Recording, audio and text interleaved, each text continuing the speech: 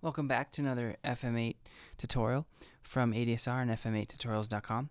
If you guys haven't gotten yourself subscribed to our YouTube channel and you want to stay up to date on all the tutorials we're putting out, you can at www.youtube.com/ADSR.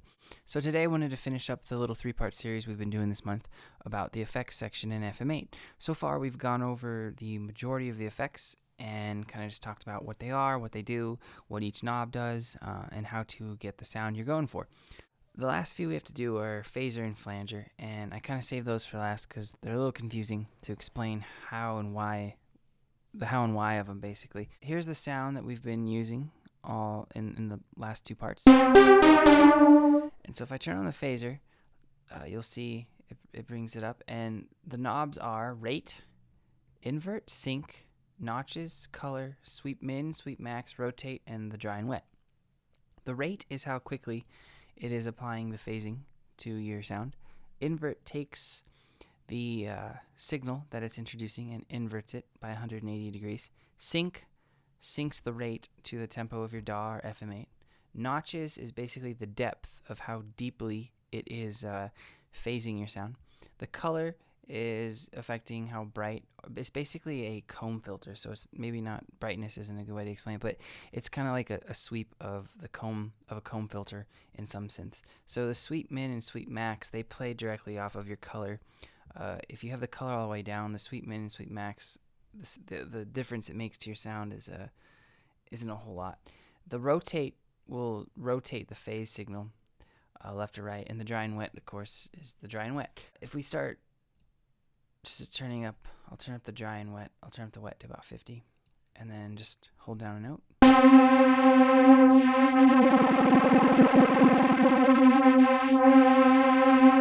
You can hear how the rate, when it gets too high, it almost creates like a little creepy wobbling sound.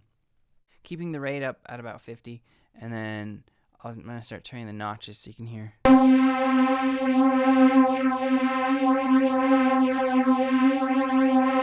So the notches is kind of another way of making the signal more wet and adding more phase. It's making the difference between the peaks and the lows of the inverted, of the phasing.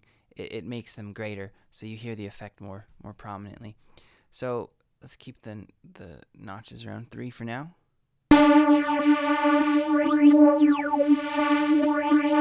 And there you can hear that it's kind of sweeping like a comb filter would. And the sweep min, sweep max will make the sound either brighter or darker depending on where you have the color. So if we put the color up to about 2, you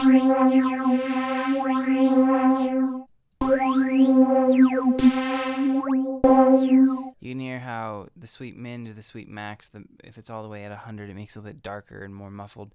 And then if you have it at 0, it's a little bit brighter sounding. The rotate will take your signal,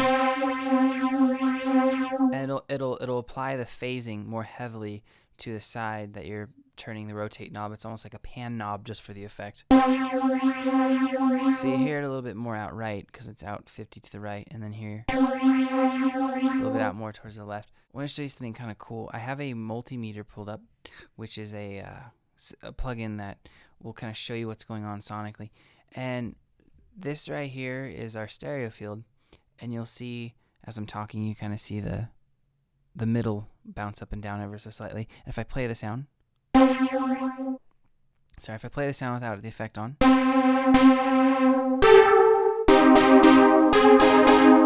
you see it's basically just in the center of our stereo field. Now if I turn the phaser back on and I play the same little chord, you see that there's a whole lot of information going on both left and right. So you might have read or you might have heard that phaser and some other effects are great effects for making your sound wider.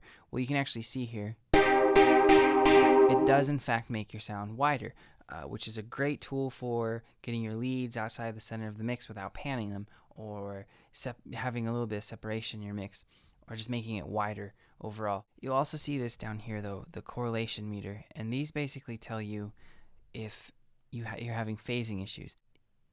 If I take the phaser off and play, the meter, you can't see it move. It's that little hash mark. It's parked up at +1. So that means it's positive phase. Everything's in phase. So when you turn on an effect, a time-based delay effect, kind of like phaser, you see it moving more towards the red. Well, what that means is it means that in context of a mix, you don't want a lot of negative phase correlation because it takes away the attack of your note. So if we have too wet of an effect of a phaser,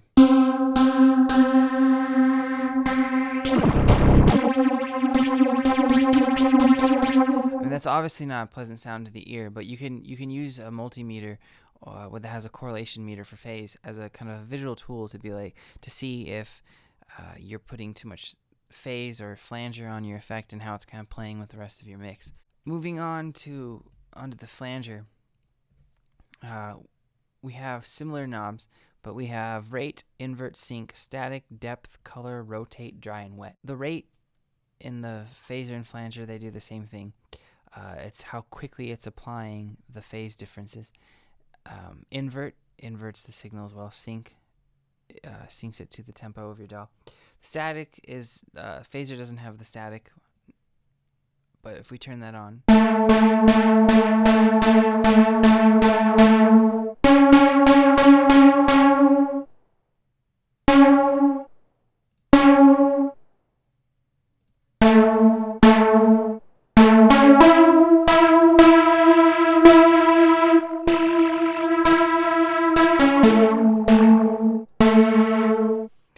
so you can hear that the static when we get the dry and wet up and the rate up, it kind of smooths out the effect and makes it less prominent.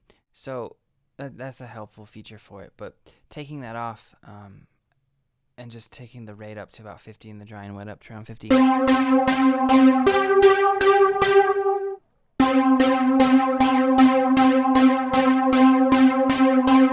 So one of the main differences between flanger and phaser is flanger introduces a cyclical revolving phase shift that's going on. And you can kind of see that in the multimeter as I hit these notes. It's kind of rotating ever so slightly.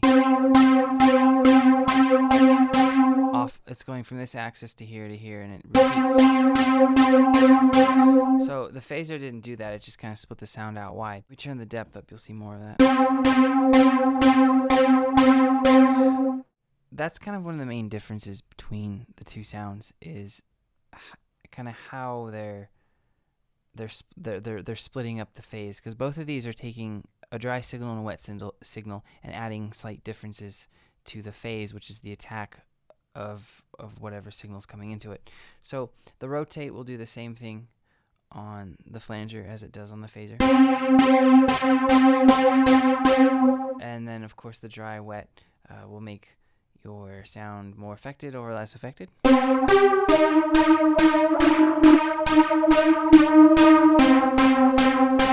So see how the static actually takes the signal back to the middle.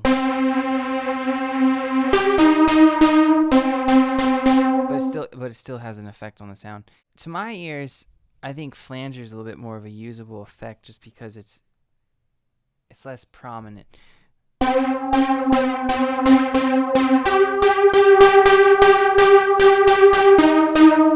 And I think it does a little bit better job of making the sound wider but not losing the attack of your note. I think we've gone through pretty much every effect that FM8 has to offer. And if you guys have any questions about anything about the flanger or phasers, let me know below. If you haven't checked out the other two tutorials, check those out. We cover a lot of ground in those. But just summing up, I think the best effects in FM8 are the flanger, the reverb. I really like the psych delay just because it has that reverse, and we talked all about that in one of the tutorials. And the coarse delay is another great effect. So